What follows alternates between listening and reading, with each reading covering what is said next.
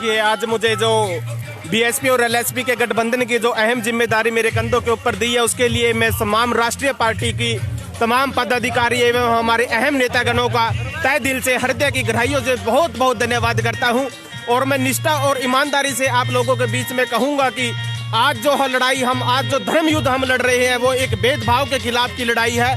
और कहीं ना कहीं आप ये मान के चलिए कि करनाल की लोकसभा के लोगों की जो आवाज़ थी कि हमें बाहरी नहीं लोकल कैंडिडेट चाहिए, करनाल को वो लोकल कैंडिडेट अपना घर का, किसान का, कमेरे का, कर्मचारी का, व्यापारी का, गरीब का, मजदूर का बच्चा मिल चुका है। और मैं पूरी निष्ठा के साथ इस पद की मर्यादा को समझते हुए तमाम उम्र इस काम के लिए लगाऊंगा। और मेरे जो मुख्य मुद्दे रहेंगे, मैं स्वास्थ्य को और शिक्षा को, सीवरेज को और पानी को, लाइट को, बिजली को, और करनाल की तमाम बस्तियों, कॉलोनियों में जिसका बुरा हाल हो चुका है, जिसमें रहने के लिए लोग मजबूर हो चुके हैं, चाहे आप मच्छर से देख लीजिए, सीवरेज का देख लीजिए, सड़कों की दुर्दशा देख लीजिए, हम इन सभी मुद्दों पर अहम से ऊपर उठाने का काम करेंगे।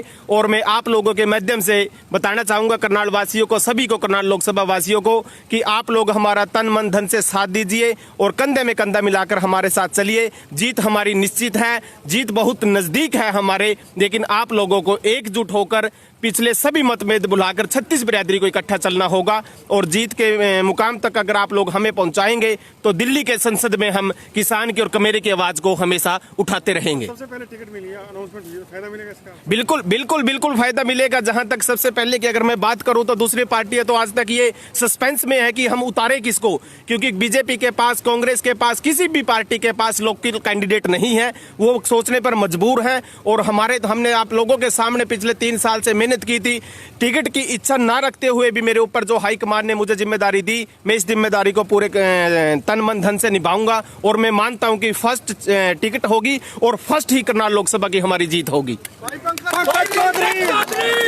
इस समय आप तस्वीरें देख रहे हैं जहां पर आप देख सकते हैं कि किस तरह से पंकज चौधरी जो पहले लोकसभा कैंडिडेट बसपा पार्टी से, आज जो है हम आपको बताएं कि घोषणा हुई है। और इस समय लाइव तस्वीरें इस समय आप देख सकते हैं जहां पर हम आपको बता दें कि ज्यादा से ज्यादा लोग इस खबर को शेयर करें, क्योंकि करनाल की यह तस्वीरें हैं जहां पर आप देख सकते हैं कि किस तरह से उनका स्वागत करते हुए लोग यहां पर नजर आ रहे हैं। ये लाइव तस्वीरें इस समय आप देख सकते हैं। और हम आपको बताना चाहेंगे इस समय पंकज चौधरी हमारे साथ हैं। हम आपको बताएं कि लोकसभा चुनावों की सरगर्मियां तेज हो चुकी हैं और सबसे पहले बसपा और राजकुमार सैनी की लोकतंत्र सुरक्षा पार्टी ने आज टिकटों की अनाउंसमेंट कर दी है। 6 जगहों पर जो है ये घोषणा की गई है, जिसमें करनाल लोकसभा सीट से पंकज चौधरी को जो है उम्मीदवार घोषित किया गया है। और आज उम्मीदवार घोषित होने के बाद आज आप देख सकते हैं कि करनाल स्थित अपने निवास स्थान सीएचडी में पहुंचे हैं। पंकज जी, क्या कुछ बताना चाहेंगे करनाल के लोगों को, क्या कुछ जानकारी अपने बारे में, अपनी पार्टी के बारे में, और किस चीज से आपको टिकट मिली है, क्या कुछ जानकारी देना चाहेंगे? देखिए, सबसे पहले मैं आप लोगों के माध्यम से सभी भाइयों का धन्यवाद करूंगा यहाँ पर पहुंचने के लिए।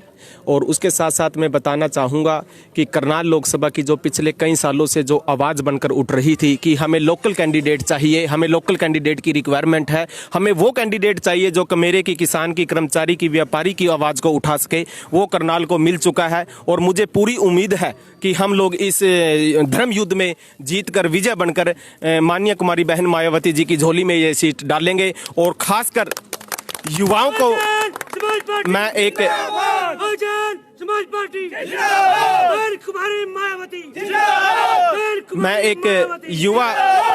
मैं एक युवा होने के नाते तमाम युवाओं से भी अपील करूंगा कि साथियों, हम लोग बीटेक, एमए, बीकॉम करने के बाद भी 5 से 10 हजार की नौकरियों के लिए मजबूर थे, सड़कों पर थे। लेकिन किसी भी सरकार ने, चाहे वो कांग्रेस की बात करे, बीजेपी की बात करे, किसी भी सरकार ने हमारी आवाज नहीं सुनी, हमारे मुद्दे नहीं सुने। हार कर हमने ये कदम उठाना किया। और मैं इसके लिए तमाम करनाल लोकसभा वासियों को धन्यवाद भी करूंगा और तमाम अपने पार्टी के राष्ट्रीय नेताओं को भी धन्यवाद करूंगा। क्या कुछ मुद्दे रहेंगे? लगता है कि आपको प्रधानमंत्री नरेंद्र मोदी की जो एक हवा सी जो चल रही है, उसमें कितना जो है कामयाब आप साबित होंगे? क्योंकि कहीं ना कहीं एक नई पार्टी आपकी बनी और गठबंधन हुआ, हालांकि गठबंधन होने के बाद वोट बैंक जरूर बढ़ता है, तो उसको आप किस नजरिए से समझते हैं? देखिए, जहां तक मैं नई पार्टी की बात करूं, मैं बीएसपी की टिकट से मुझे उम्मीदवार बनाया गया है। और सभी लोगों को मालूम है कि बीएसपी और एलएसपी 36 वर्ग की पार्टी है, 36 बिरादरी हमारे साथ जुड़ी हुई है। मैं माननीय मोदी जी की बात करूं तो झूठे वायदे जो उन्होंने पिछली बार हम लोगों को बहकाकर एससी और बीसी ने लगभग 75% वोट उनको दिए, उसके बावजूद उसने कभी भी उन लोगों ने हमारी बीसी की, एससी की, जनरल की कोई भी आवाज नहीं उठाई। उससे हार कर हमने ये निर्णय लेना पड़ा।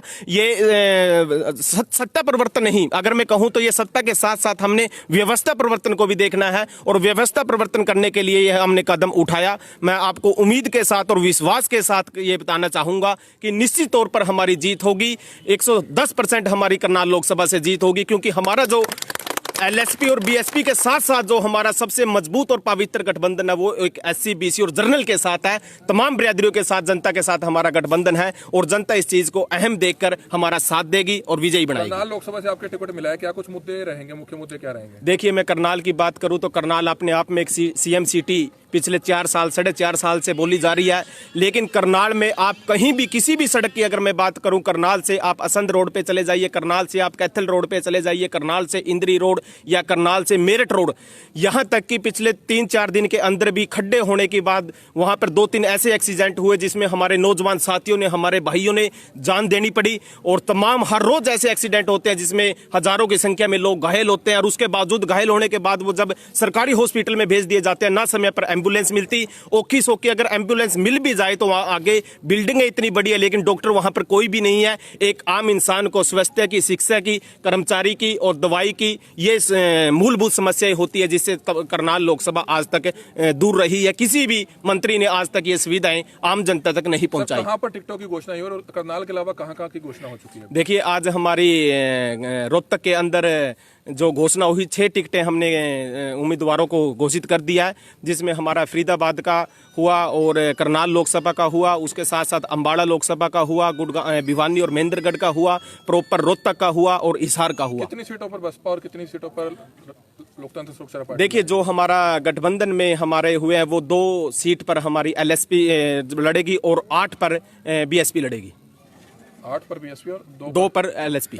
जी, तो ये तस्वीरें समय आप के गठबंधन टूटने के बाद राजकुमार सैनी जो कुरुक्षेत्र से सांसद हैं, उन्होंने लोकतंत्र सुरक्षा पार्टी बनाई थी और वो बसपा का जो है हाल ही में गठबंधन हुआ था। तो जो गठबंधन हुआ है, 8 सीटों पर बसपा चुनाव लड़ेगी हरियाणा में और 2 सीटों पर एलएसपी चुनाव लड़ेगी। और करनाल से आप देख सकते हैं कि युवा उम्मीदवार बसपा के खाते में यह टिकट आई और आज पंकज चौधरी को टिकट की औपचारिक घोषणा होने के बाद करनाल के सीएचडी में वे पहुंचे हैं, जहां पर यहां पर उनके कार्यकर्ताओं, लोकल रेजिडेंट्स और तो ये तस्वीरें समय आप देख रहे थे करनाल के सीएचडी सिटी में। एक सवाल और पूछना चाहेंगे, सबसे पहले आपकी पार्टी ने टिकटों की अनाउंसमेंट की है, क्या इसका भी फायदा आपको मिल सकता है? और दूसरी पार्टियां भी स्थानीय उम्मीदवार क्या घोषित करती हैं, उस पर क्या कुछ कहना चाहेंगे? क्योंकि करनाल में बीजेपी के तमाम स्थानीय नेताओं की मांग है कि शायद इस बार स्थानीय नेता को उतारा जाए। बिल्कुल बिल्कुल, सबसे पहले हमने घोषणा की और सबसे पहले हम अपनी जीत को दर्ज कराएंगे। करनाल की मैंने जैसे आपको पहले भी बताया, भी किसी भी पार्टी के पास स्थानीय उम्मीदवार नहीं है जो लड़ने के लिए रेडी हो या जो सभी एंगलों से परफेक्ट बैठे। हमने काफी वेट करने के बाद हमें जब ये लगा कि ना बीजेपी के पास, ना कांग्रेस के पास, ना जेजेपी के पास, ना इनेलो के पास कोई भी स्थानीय उम्मीदवार शायद नहीं है, और हमने सबसे पहले अपने उम्मीदवार की घोषणा की और सबसे पहले ही हम इस चुनाव में अपनी जीत दर्ज करवाएंगे। तो ये आप देख सकते हैं कि जीत दर्ज कराने का दावा उम्मीदवार की तरफ से किया जा रहा है। पंकज चौधरी जो करनाल के सीएचडी सिटी में उनका मकान है, वो यहाँ पर आज पहुंचे, जहां पर उनका जोरदार तरीके से स्वागत किया गया। हालांकि अभी और भी भिन्न पार्टियां आपके बीच में आएंगी। बीजेपी की तरफ से टिकटों की जल्द अनाउंसमेंट की जा सकती है, लेकिन उम्मीद यही जताई जा रही है कि शायद उससे पहले कांग्रेस जो है टिकटों की अनाउंसमेंट कर सकती है और कहीं ना कहीं कांग्रेस की टिकटों को देखकर ही बीजेपी अपने अच्छे और हैवी उम्मीदवार जो है उतार सकती है। तो बहरहाल देखना होगा, अभी समय बहुत है, लोकतंत्र है और कहीं ना कहीं लोकसभा चुनावों की जो सरगर्मियां हैं वो हरियाणा में और करनाल में साथ साथ आज से कहीं ना कहीं शुरू हो चुकी है, क्योंकि करनाल में बीएसपी के उम्मीदवार की टिकट की जो घोषणा आज हो चुकी है। कमल मिड्डा, करनाल ब्रेकिंग न्यूज, करनाल।